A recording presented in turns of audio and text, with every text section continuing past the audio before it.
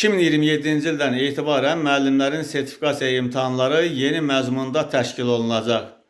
Bilirsiniz ki, bu il, yəni 2026-cı ildə 5 fən, tarix, texnologiya, musiqi, təsviri incəsənət və fiziki tərbiyə müəllimləri sertifikasiyadan keçməklə bu mərhələ yekunlaşacaq.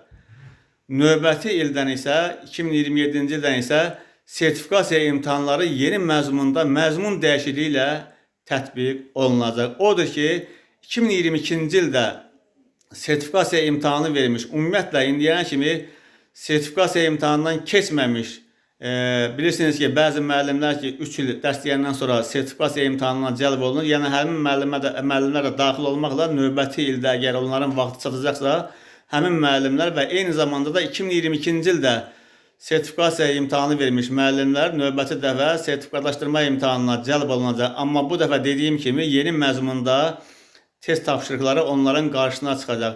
İndiki sertifikasiya imtahanlarında bilirik ki, əsasən müəllimlərin öz fənlərini necə bildikləri soruşulur. Onlar bu deməli imtahandan keçirlər.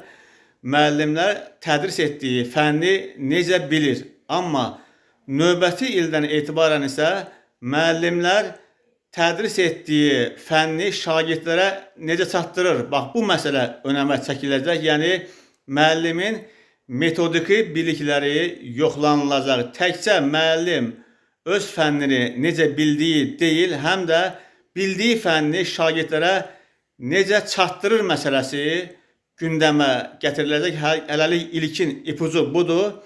Beləliklə, müəllim tədris etdiyi fənni şagirdlərə hansı üsullarla, hansı taktikayla, hansı yolla şagirdlərin daha tez mənimsəməsi üçün və yaxud yaxşı mənimsəməsi üçün hansı yollarla, hansı interaktiv və yaxud digər yollarla şagirdlərə çatdırır o fənni. Bax, bu məsələ gündəmdə olacaq. Odur ki, 2027-ci ildə sertifikasiya imtahanlarına cəlb olacaq müəllimlər indidən bu məsələni bilməlidir və metodiki biliklərinin təkmilləşdirilməsi üzərində işləməlidirlər.